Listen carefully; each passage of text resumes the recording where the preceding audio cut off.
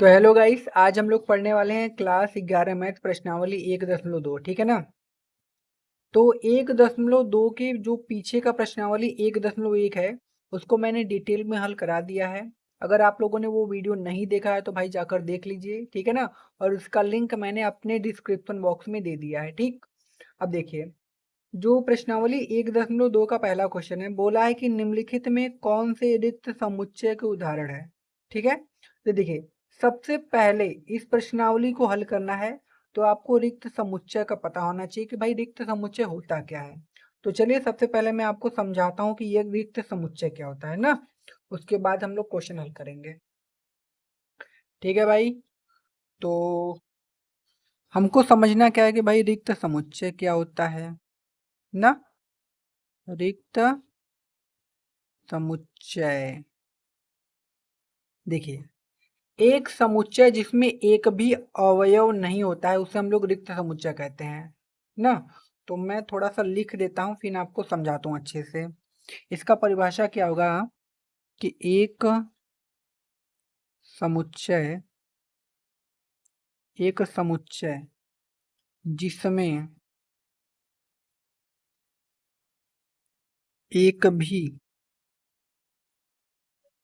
एक भी अवयव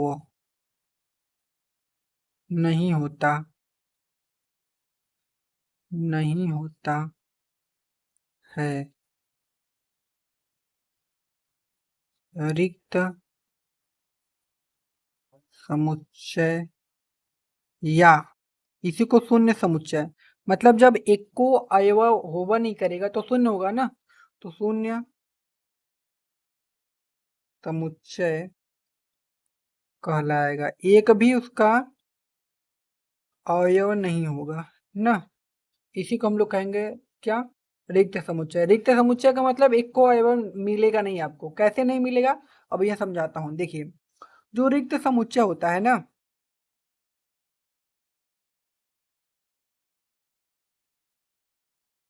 रिक्त समुच्चय को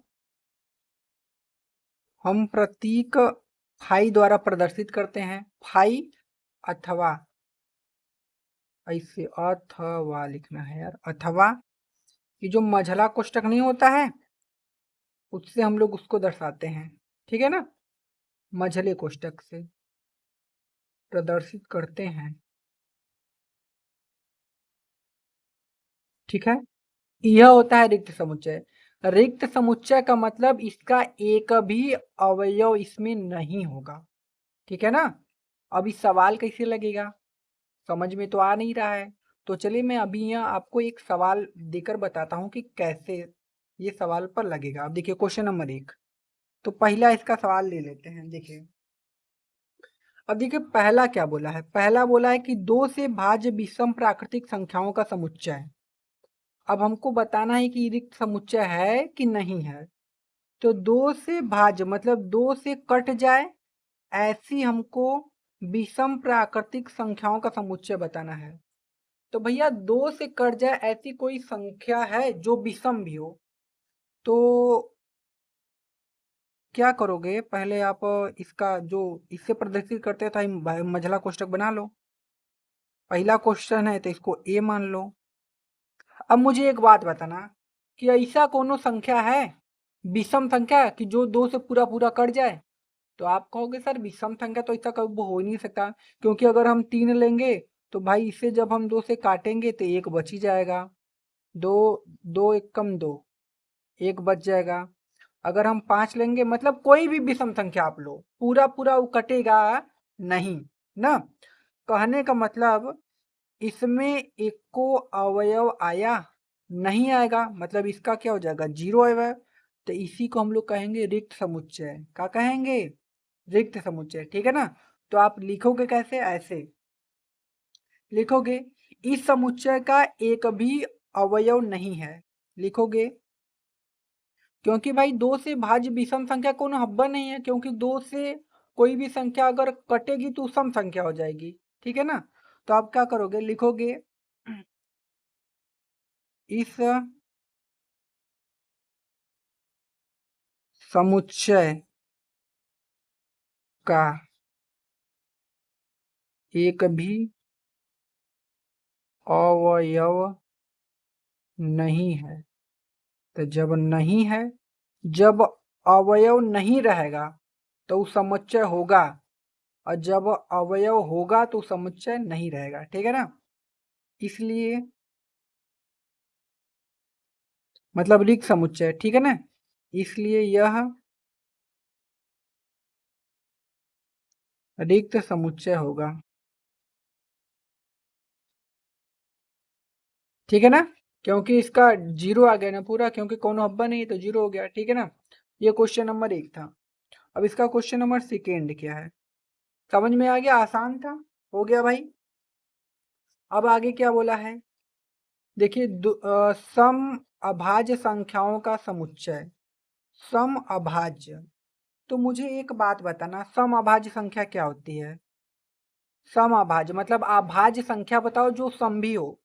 तो हम लोग जानते हैं भाई, अभाज्य संख्या क्या होती है? जो एक से कटे और स्वयं से कटे, और सबसे छोटी अभाज्य संख्या 2। अब देखिए, अभाज्य संख्या 2 भी है और ई सम भी है। कहने का मतलब ई सम संख्या भी है और अभाज्य संख्या। आ गया ना?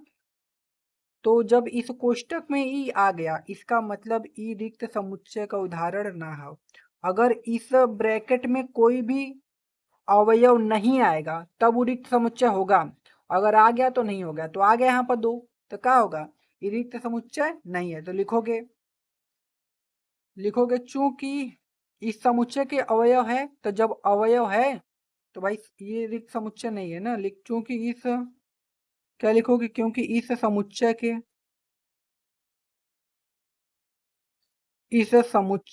भाई अवयव हैं ना, अतः यह रिक्त समुच्चय नहीं है। ठीक है ना? ठीक, समझ में आ गया?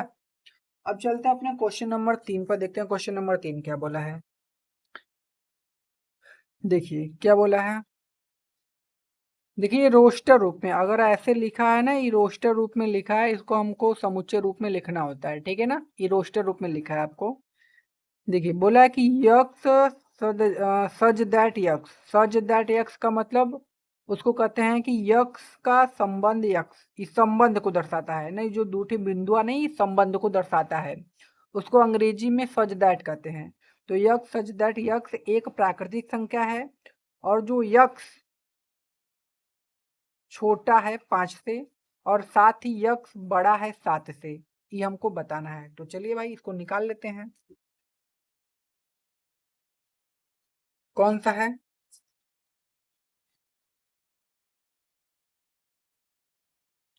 क्वेश्चन नंबर तीसरा ना। तीसरा को हम मानते हैं सी। अब लगाते हैं इसका मझला कोष्टक और देखते हैं इसमें कुछ आएगा कि नहीं।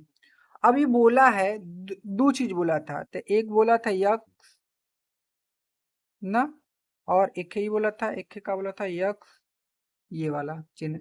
इसका मतलब देखो, यक्स का जो मान होगा वो 5 से छोटा होगा। मतलब 5 बड़ा है ना, जिधर मुंह खुला रहेगा वो बड़ा होता है, जिधर मुंह बंद रहेगा वो छोटा होता है। तो हाई वाला यक्स छोटा है, तो 5 से छोटा क्या हो सकता है? 1 2 3 4 हो सकता है। तो कहने का मतलब 1 2 3 4 ई वाला यक्स का मान आ सकता है, 5 से छोटा। अब यहाँ पर क्या बोला है कि यक्स बड़ा है किससे? 7 से। तो मुझे एक बात बताना, जब यहाँ छोटा हो गया तो बड़ा कहाँ से होगा? नहीं ना हो पाएगा। समझ रहे हो कि नहीं? यहाँ पर क्या बोला? यहाँ पर बोला कि जो यक्स है वो 5 से छोटा है। फिर यहाँ पर बोला कि यक्स जो है वो 7 से बड़ा है। तो जब 5 से छोटा होगा तो 7 से बड़ा हो सकता है? नहीं ना हो सकता है। अगर मैं कहूँ कि 4 रुपया है तो ये 7 रुपया हो सकता है? नहीं ना हो सकता है। तो सही, कहने का मतलब इसमें एक को अवयव आएगा नहीं। ठीक है ना? तो मतलब ई का है, ई समुच्चय है। कौन सा समुच्चय है? रिक्त समुच्चय। ठीक है ना? तो क्या लिखोगे? लिखोगे चूंकि, चूंकि इस समुच्चय के अवयव नहीं है न, अतः यह रिक्त समुच्चय है।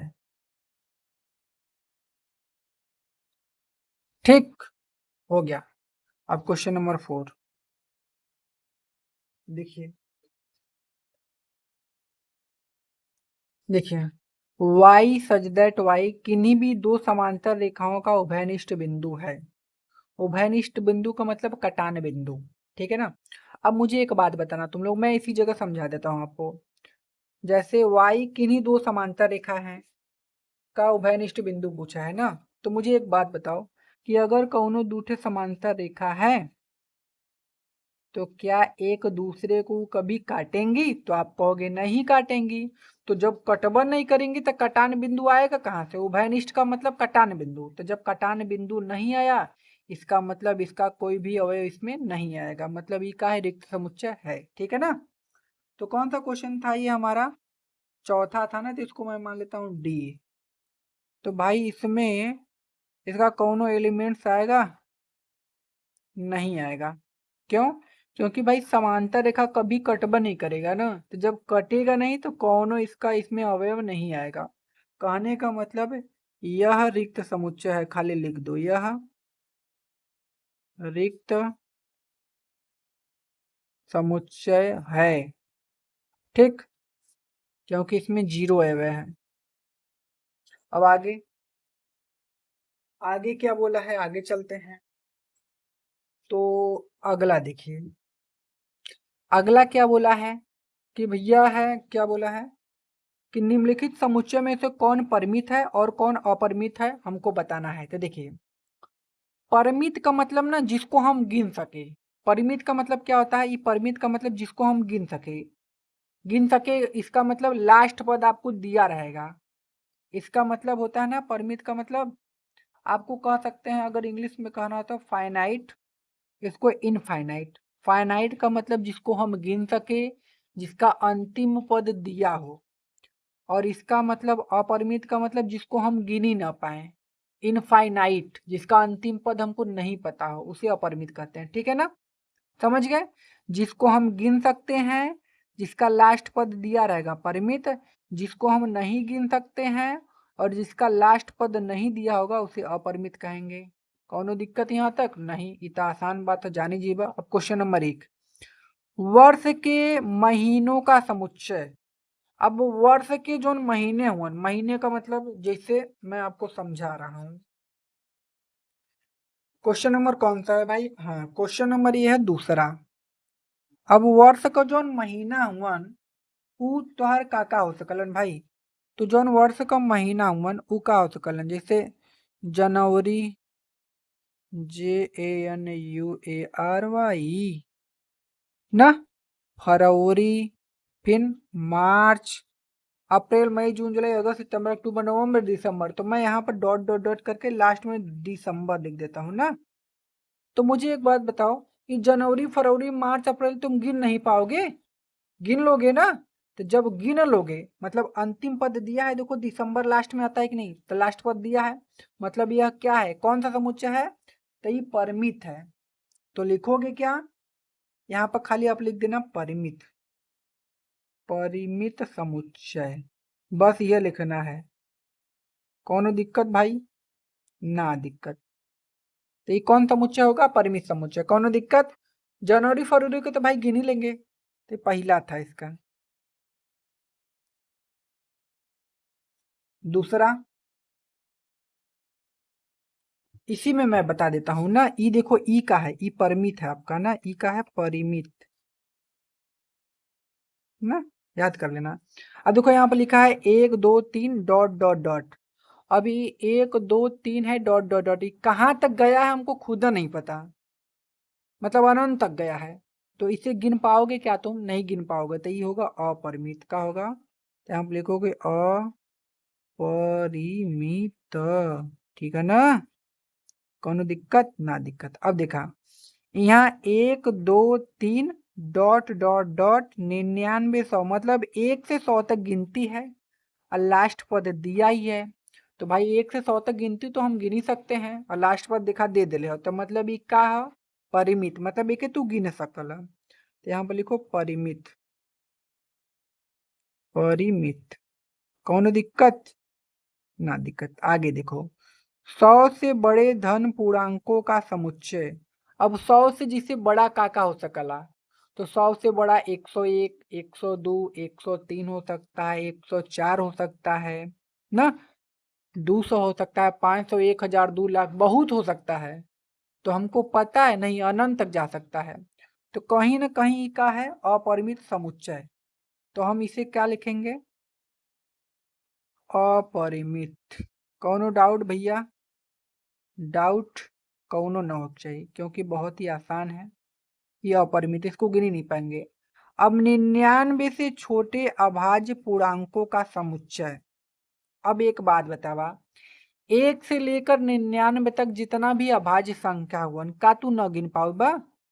गिन लेबा कि ना? कैसे 1 से 100 तक गिनती गिन ले तो 1 से 100 तक जो ना अभाज्य संख्या हुई वो गिनती से कम हुई तो गिन ले बना। जैसे का अभाज्य संख्या क्या होगा जो 1 से कटे और स्वयं से कटे। जैसे पहला 2 हो गया, 3 हो गया, 5 हो गया, 7 हो गया, 11 हो गया, 13 हो गया, 17 हो गया। ऐसे डॉट डॉट डॉट कहाँ तक जाएगा आपका? लास्ट वाला कुछ ले लो उसी को, ठीक है ना। ऐसे आपका लास्ट में मतलब कहाँ तक हमको जाना है? 99 से छोटा मतलब लास्ट में 87 आएगा आपका ना। 99 87 तक कर जाएगा 97। कितना आएगा? 97। तो 2 3 5 7 फिर डॉट डॉट डॉट। मैं आपको यहाँ पर समझा देता हूँ थोड़ा लिख के, नहीं तो आप कंफ्यूज हो जाओगे। ठीक है, कौन सा क्वेश्चन था ये? लास्ट वाला था। और तो मैं बता दिया। जैसे अभाज्य संख्या बतानी है तो क्या हो जाएगा? 2 3 7 5 भी होगा 5। अब डॉट डॉट डॉट 99 से छोटा अभाज्य संख्या 7। तो बताओ गिन नहीं लोगे? इसको गिन लोगे ना, तो जब गिनोगे तो परिमित। इसको हम गिन सकते हैं भाई, इसको हम क्या कर सकते हैं? गिन सकते हैं। तो ये क्या हो जाएगा? परिमित। कौन दिक्कत भाई? नहीं दिक्कत। अब आगे देखिए।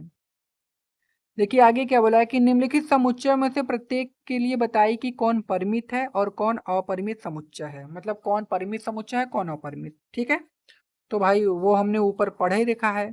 मतलब ये जौन हो इधर ये वाला कहा ये परिमित है ना हो, तो यहाँ लिख देते हैं हम परिमित। कैसे कुल लिख ले तो भाई ये हो के लिखब जरूरी है परिमित। चला ठीक। अब इधर देखा पहला क्वेश्चन, इसमें भी परिमित और अपरिमित ही बताना है हमको, ठीक है ना। तो देखिए पहला क्वेश्चन क्या है कि निम्नलिखित समुच्चयों में से प्रत्येक के लिए बताइए कि कौन परिमित और कौन अपरिमित है। तो पहला क्वेश्चन है यक्ष अक्ष के समांतर रेखाओं का समुच्चय। मतलब यक्ष अक्ष की अगर कोनो रेखा समांतर हो तो वो परिमित हो कि अपरिमित हो। तो मुझे एक बात बताना, अगर यक्ष अक्ष के समांतर कोनो रेखा हो तो तू कितना रेखा खींच सकल है? तो हम तो अनंतो रेखा खींच सकते हैं यक्ष अक्ष के समांतर। तो क्या तुम उसे गिन लोगे? का नहीं गिन पाओगे। तो क्या हो जाएगा? अपरिमित। जैसे मैं आपको बता दूं, जैसे यक्ष अक्ष कैसे होता है, तो कहोगे सर यक्ष अक्ष ऐसे होता है। यह होता है ना यक्ष अक्ष जी, यह होता है ना। हाँ, इधर क्या रहता है? एक्स डैश, इधर क्या रहता है? यक्स। अब इसके समांतर रेखा खींचो, खींचो रेखा, खींचो खींचो। अपने मन से तुम चाहे जितना खींच सकते हो। तो क्या इसे गिन पाओगे? का नहीं गिन पाओगे, मतलब ये क्या हो जाएगा? अपरिमित। ठीक है ना। तो अगर यक्ष अक्ष के समांतर रेखा खींचोगे भैया तो वो क्या होगा? अपरिमित समुच्चय। तो यहाँ पर हम लिखेंगे अपरिमित। अपरिमित, ठीक है ना, अपरिमित हो जाएगा। अब आगे देखिए अंग्रेजी वर्णमाला के अक्षरों का समुच्चय।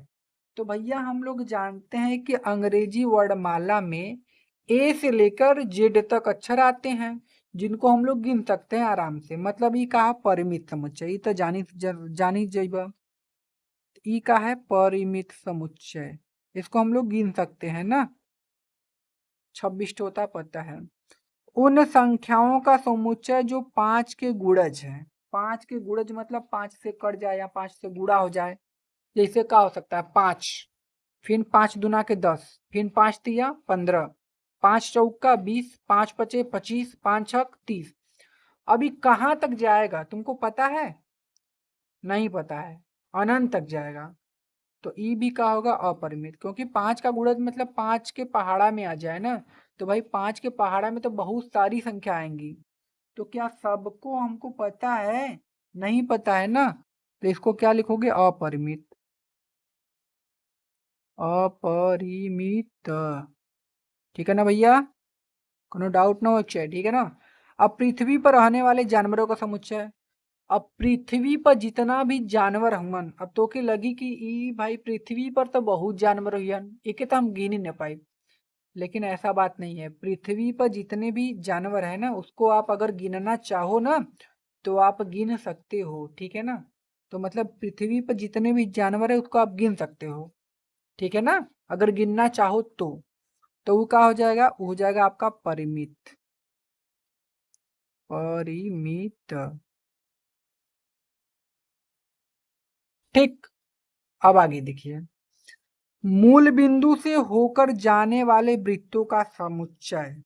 अब मूल बिंदु, भैया मैं एक मूल बिंदु बनाकर उस पे वृत्त बनाता हूँ। कैसे वृत्त बनता है? मान लो यहाँ पर एक बिंदु है जो है मूल बिंदु, मैंने उसको माना 0,0, वह था मूल बिंदु। अब इससे वृत्त बनाने के लिए बोला है, कैसे वृत्त बनेगा? इससे एक बनाओ, फिर यहाँ से बनाओ, फिर यहाँ से दूसरा बनाओ, फिर यहाँ से ये फिर बनाओ, फिर यहाँ से बनाओ, फिर यहाँ से बनाओ, फिर यहीं से बनाओ, फिर यही से बनाओ, फिर बनाओ, फिर बनाओ। मतलब कितना बन सकता है यार? बहुत बन सकता है ना। तो कहीं ना कहीं का है अपरिमित समुच्चय है, क्योंकि भाई बहुत ज्यादा बन पाएगा, हम गिन नहीं पाएंगे ना। तो भाई फिक्स ना हो, मतलब अपरिमित समुच्चय। ई का हो जाएगा अपरिमित,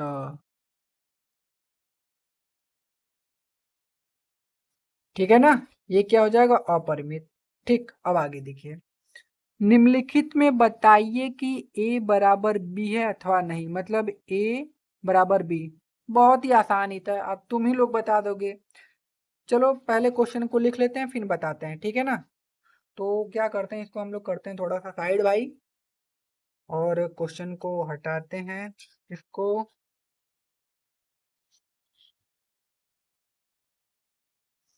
और जस्ट इधर आ जाओ भाई। हाँ आ गया। कौन सा क्वेश्चन है भाई? क्वेश्चन नंबर 4, यह है ना? हाँ देखिए क्या बोला है कि भैया हमको a बराबर दिया है। अब a बराबर का दे ले तो के a बराबर दिया है a b c d, यही दिया है। और b बराबर आपको क्या दिया है? तो b बराबर आपको दिया है d c b a, यह दिया है आपको, यह दिया ना। अब अगर ध्यान से हम देखो तो हमको बताना है कि जो a है वो b के बराबर है कि नहीं। मतलब इसमें अगर ए बी सी डी है तो इसमें भी ए बी सी डी होने चाहिए। तो बस देखो, इसमें a है तो इसमें भी a है, इसमें b है तो इसमें भी b है, इसमें c है इसमें भी c है, इसमें d है इसमें भी d है। इसका मतलब ये दोनों बराबर हुए। ज्यादा दिमाग मत लगाओ, खाली a बराबर b, बस यह आंसर, ठीक है ना? इसका कहा था, इसका पहला क्वेश्चन था।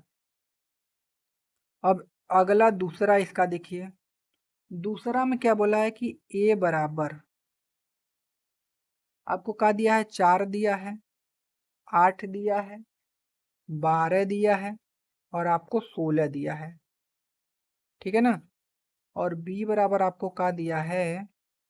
b बराबर दिया आपको 8 दिया है, 4 दिया है, 16 दिया है और क्या दिया है? 18 दिया है। कोनो दिक्कत? नहीं दिक्कत। अब देखना दोनों बराबर है कि नहीं। इसमें 4 है, इसमें भी 4 है, इसमें 8 है, इसमें भी 8 है, नहीं है। तो ई बराबर नहीं है तो क्या कर लोगे? a is not equal to B, मतलब a के बराबर b ना हो तो के बस ऐसे ही लिख के क्या करना है? काट देना है, ठीक है ना? अब इसका तीसरा देखते हैं हम लोग ना। अब देखते हैं तीसरा में क्या है। तो तीसरा में देखिए यहाँ पर लिखा है a बराबर 2 4 6 8 10 और b बराबर यक्स, ये देखिए रोस्टर रूप में लिखा है ना, इसको हमको समुच्चय रूप में लिखना होगा। तो हम क्या करते हैं, देखिए a बराबर इतना दिया है, b बराबर यक्स सच दैट यक्स सम धन पूर्णांक है, और सम धन पूर्णांक है मतलब सम संख्या है, और जो यक्स का मान है वो 10 से का है, छोटा है और 10 के बराबर भी है। तो 10 से छोटा सम संख्या 2 4 6 8 10 और 10 के बराबर भी हो गया, ठीक है ना। तो वही लिख देना इसमें, ठीक है ना। इसको हमको क्या करना पड़ेगा, थोड़ा सा हल करना पड़ेगा। क्यों? क्योंकि भाई ये ना रोस्टर रूप में दिया है, आपको समुच्चय रूप में लिखना पड़ेगा। तो भाई हम चलते हैं, इसको हल कर देते हैं। देखिए तीसरा क्वेश्चन में आपको ए दिया है, ए कितना दिया है, ए आपको दिया है 2 4 6 8 10, ये आपको दिया है ना। और b बराबर आपको क्या दिया है, b बराबर दिया है कि यक्स सच दैट यक्स सम धन पूर्णांक है। क्या है? सम धन पूर्णांक है, ठीक है। और यक्स का जो मान है वो 10 से छोटा है और 10 के बराबर भी है, ये बोला है। तो यहाँ से अगर मैं ए तो दिया आपको, बी निकाल लो आपको, तो यहाँ मैं बी फिर से निकालता हूँ इसको समुच्चय रूप में। तो जो यक्स का मान होगा 10 से छोटा और सम होना चाहिए, तो 10 से छोटा सम संख्या क्या होता है, 2 4 6 8 10 तक जाना है, 10 के बराबर होना चाहिए। तो 10 के बराबर आ गया ना, तो बस इसी पर छोड़ दो। अब क्या करो, तुलना करो दोनों का। देखो इसमें 2 इसमें 2 इसमें 4 इसमें 4 इसमें 6 इसमें 6 इसमें 8 इसमें 8 इसमें 10 इसमें 10, मतलब दोनों क्या है, बराबर है। तो लिखोगे ए बराबर बी, ये आंसर, ठीक है ना। अब इसका लास्ट वाला देख लेते हैं, क्वेश्चन नंबर 4। देखते हैं क्वेश्चन नंबर 4 क्या बोला है। देखिए जो क्वेश्चन नंबर 4 है, बोला है कि ए यक्स सच दैट यक्स सम संख्या 10 का एक गुणज है। 10 का गुणज का मतलब 10 के गुणा में आना चाहिए, 10 के मतलब 10 के 10 10 दूनी 20 ऐसा, ठीक है ना। और बी हमको 10 15 20 25 30 ऐसे दिया है। तो चलिए हम इसको लिख लेते हैं, फिर आपको समझाता हूँ। तो इसमें ए दिया है यक्स सच दैट का मतलब संबंध, ठीक है ना, संख्या 10 का एक गुणज है, ये दिया है। और b बराबर हमको क्या दिया है, b बराबर 10 15 20 का दिया है, 10 15 20 25 और 30 डॉट डॉट डॉट ऐसे ये गया है, ठीक है। तो सबसे पहले ये हमको रोस्टर रूप में दिया है, तो हम इसको समुच्चय रूप में तोड़ लेते हैं ना। तो भैया 10 का गुणज क्या क्या होगा, आप मुझे बताओ। तो 10 का गुणज, एक तो 10 के 10, 10 दूना 20, 10 तिया 30, 10 चौका 40, 10 पचे 50, ऐसा बहुत होगा, मतलब ये जाता रहेगा। तो जाता रहेगा तो इसको ऐसे बंद कर देते हैं। और b का जो वैल्यू हमको दिया था, तो यहाँ पर लिख लेते हैं। b का क्या दिया था, 10 15 20 25 और 30 और डॉट डॉट डॉट। अब मुझे देखकर बताओ क्या दोनों बराबर हैं, दोनों के एलिमेंट्स मिल रहे हैं। तो आप कहोगे नहीं सर, कहाँ मिले, 10 10 मिला, 20 नहीं मिला, 30 30 मिल गया, लेकिन इधर 15 है, इधर है नहीं है। कहने का मतलब ये दोनों बराबर नहीं है, सीधा सा मतलब ए इज नॉट इक्वल टू क्या है, बी। यह क्या हो जाएगा इसका आंसर, ठीक है ना। कोनो दिक्कत परेशानी नहीं होनी चाहिए, आसान क्वेश्चन था। चलते हैं अपने अगले क्वेश्चन को, देखते हैं अगला क्वेश्चन क्या बोला है। तो भाई क्वेश्चन नंबर 5 को हम लोग आ गए हैं। देखिए क्वेश्चन नंबर 5 क्या बोला है। क्वेश्चन नंबर 5 बोला है कि क्या निम्नलिखित समुच्चय युग्म समान है, कारण सहित उत्तर बताइए। हमको बताना है कि क्या दोनों समान है कि नहीं। तो ए बराबर हमको इतना दिया है और बी बराबर ये दिया है। यक्स सच दैट यक्स समीकरण है, इसको हल करना पड़ेगा। तो भाई चलो हल कर कर पता करते हैं कि दोनों बराबर है कि नहीं। तो मैं क्या करता हूँ, सबसे पहले इसको हटाता हूँ और क्वेश्चन को लिख लेता हूँ ना। तो क्वेश्चन नंबर कौन सा है भाई, क्वेश्चन नंबर 5। क्वेश्चन नंबर 5 का कहा पहला सवाल, ठीक है ना। तो क्वेश्चन नंबर जो 5 का पहला सवाल दिया है वो क्या दिया है, वो आपको दिया है कि ए बराबर कितना भैया, ए बराबर है 2,3। ए बराबर कितना है 2,3 और बी बराबर आपको दिया है यक्स सच दैट यक्स समीकरण समीकरण ना x square plus 5 x plus 6 बराबर 0 का एक हल है, का एक हल है, ठीक है। तो सबसे पहले ये जो इस गुणनखंड नहीं, इसको हमको तोड़ना पड़ेगा। ए का मान तो हमको पता है, लेकिन ये बी का मान निकालने के लिए इसको हमको तोड़ना पड़ेगा, तब वह पता चलेगा ए बराबर है बी के कि नहीं। तो चलिए इसको हम तोड़ लेते हैं। देखिए x square plus 5 x plus 6 बराबर 0 है, मतलब गुणा करने पर 6 और जोड़े तो 5 आ जाए, तो 3 दूना के 6, 3 में 2 जोड़ेंगे तो 5 आ जाएगा। तो यहाँ से इसको तोड़ते हैं, तो यहाँ से क्या हो जाएगा x square plus 3 x plus 2 x और प्लस का 6 इक्वल टू 0। गुणनखंड करना है, आता ही होगा ना, 11 में पढ़े तो गुणनखंड आता ही होगा, ठीक है ना। अगर नहीं भी आता तो आप सीख सकते हो कैसे करना है। गुणा करने पर 6 और जोड़ दे तो 5 आ जाए। देखो 3 और 2 है, 3 यक्स में 2 यक्स जोड़ेंगे तो ही 5 आ जाएगा, और 3 का गुणा 2 में करेंगे तो 6 आ जाएगा, ठीक है ना। अब इन दोनों में से यक्स कॉमन है तो यक्स कॉमन करो, तो यहाँ से होगा यक्स प्लस यहाँ से क्या बचेगा 3, यहाँ से 2 कॉमन करेंगे तो यहाँ से बचेगा यक्स प्लस 2 × 3 = 6 इक्वल टू 0। अब यहाँ से क्या हो जाएगा यक्स प्लस 3 2 बार है, एक बार लिख दो, यहाँ से मिला यक्स प्लस 2 इक्वल टू 0। अब क्या करेंगे यक्स प्लस 3 बराबर 0, तो यक्स बराबर कितना हो जाएगा -3, ठीक है ना। और सही यक्स प्लस 2 इक्वल टू 0, तो यक्स बराबर क्या होगा -2। तो जो बी का मान है वो कितना मिला, वो मिला है -3 कामा -2।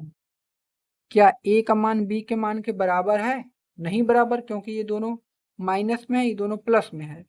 तो ए इज नॉट इक्वल टू का है बी है, यह आंसर हो जाएगा, ठीक, कोनो दिक्कत नहीं। अब इसका ये पहला था, अब दूसरा करते हैं, देखते हैं दूसरा क्या बोला है।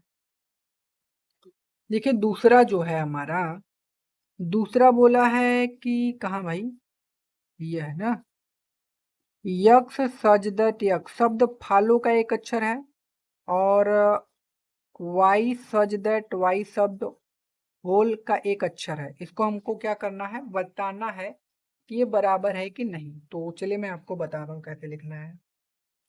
तो देखिए सबसे पहले क्वेश्चन लिख लेते हैं भाई। क्वेश्चन में जो हमको ए बराबर दिया है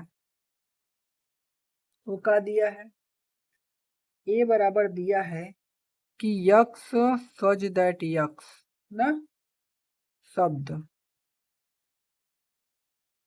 शब्द follow F O double L O W follow का एक अक्षर है, का एक अक्षर है, ठीक है। और जो बी बराबर दिया है वो क्या दिया है कि वाई सच दैट वाई ना शब्द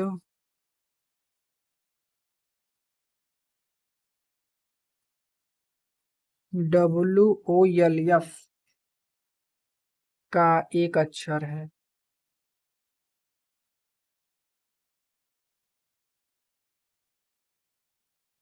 ठीक है, अब देखो देखो ई ना किसमें दिया, आपका रोस्टर रूप में दिया है, इसको समुच्चय रूप में लिखना है।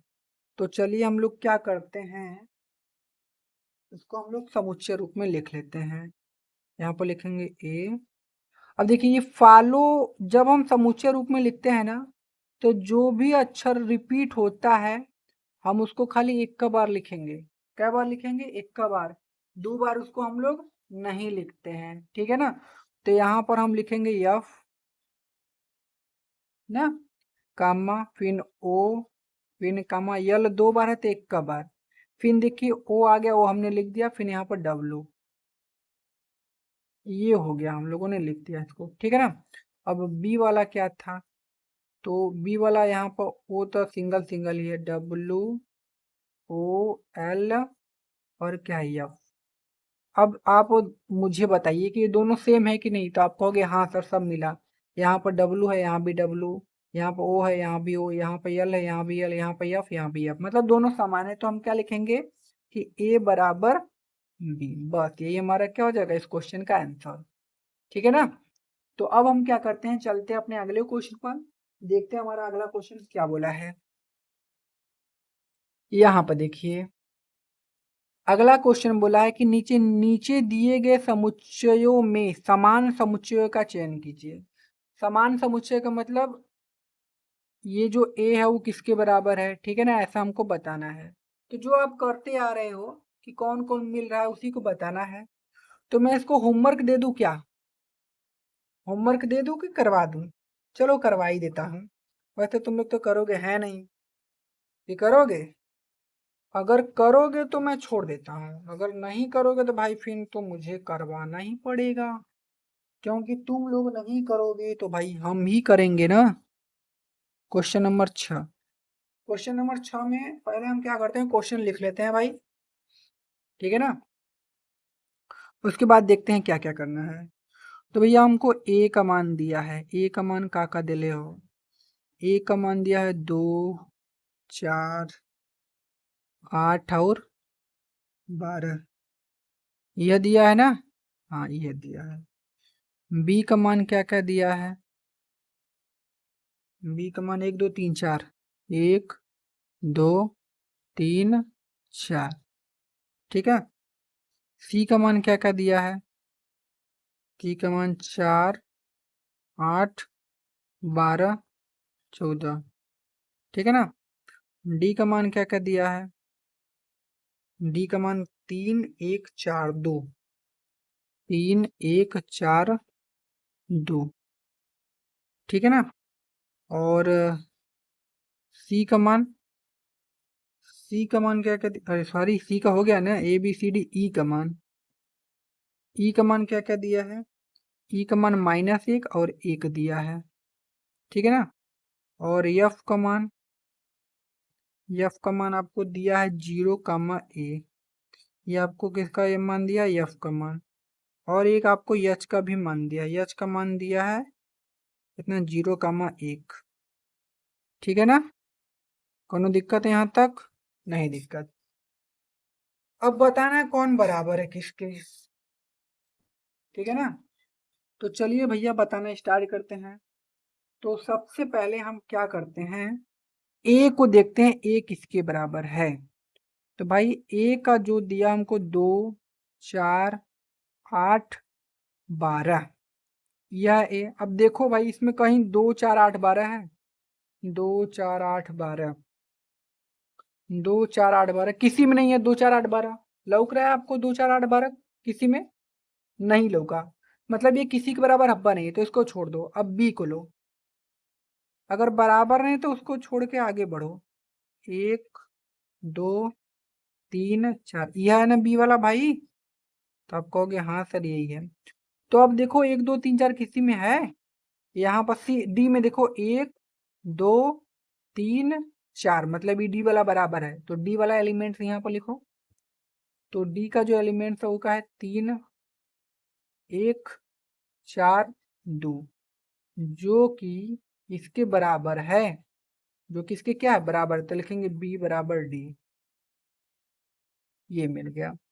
अब हमने क्या a लिया, b लिया, d हो गया, c बचा है, तो c को भी चेक कर लेते हैं, क्या c किसी के बराबर है। तो भाई c का एलिमेंट्स है 4 8 12 14, यही ना। अब ढूंढो 4 8 12 14 कहाँ है भाई। तो 4 8 12 14 इसमें नहीं है, इसमें नहीं, इसमें नहीं, मतलब किसी का नहीं है, मतलब ये किसी का नहीं होगा। तो इसके बाद आता है डी हो गया। अब आपका ई देखिए, सी हो गया, डी तो बराबर इसका ही गया था, अब ई लेंगे, ठीक है ना। यहाँ से हो गया ई, तो ई का एलिमेंट्स है -1, 1, ठीक है। तो -1, 1 किस में है, किसी में है -1, 1। अच्छा एक और एलिमेंट दिया था जी भी है का भैया, जी कहाँ है, अच्छा जी को मैं भूला गया। A B C D E F H लिख दिया, जी का लिखबा नहीं किया मैं। अच्छा ठीक है, जी भी लिख लिया, वो जी का एलिमेंट से विद्यालय भाई हम भूल गए थे। जी का एलिमेंट है 1, -1 ना, ठीक है ना। अब देखो ई का जो एलिमेंट्स है 1 -1, 1 है, और जी का भी -1, 1 है, आगे पीछे उससे मतलब नहीं है, बस दिया रहना चाहिए। तो यहाँ पर हम क्या लिखेंगे भाई, जी का कितना दिया है, तो यहाँ पर जो जी का एलिमेंट्स है वो हमको दिया कितना है भैया, वो दिया हमको 1, -1, तो दोनों बराबर है, इसमें भी -1 है, इसमें भी -1, इसमें भी एक, इसमें के एक, मतलब ई बराबर का हो गया जी, मतलब ई बराबर का हो गया जी, ठीक है ना। और आप देख लेना कोई भी बराबर नहीं है, ठीक है ना। तो हम क्या करते हैं भाई, ये हो गया हम लोगों का क्वेश्चन पूरा। अब इसके बाद आपका बचा क्या था, एक यफ बचा है और एक हई वाला यच बचा है। तो यफ के बराबर भी केहू ना हो और यच के बराबर भी केहू ना हो, तो बस दोनों को लिख के छोड़ दा, वह तो हर का हो जी आंसर, ठीक है ना। तो गाइस अगर वीडियो आपको पसंद आए तो भाई लाइक कर देना, चैनल पर नए हो तो भाई सब्सक्राइब कर देना, ठीक है ना। और अगर कहीं आपको वीडियो नहीं समझ में आ रही हो तो हमें कमेंट में ज़रूर बताएं कि आपको कहाँ पर दिक्कत हो रही है, ठीक है ना। तो मिलते हैं अगली वीडियो में, तब तक के लिए चलते हैं भाई।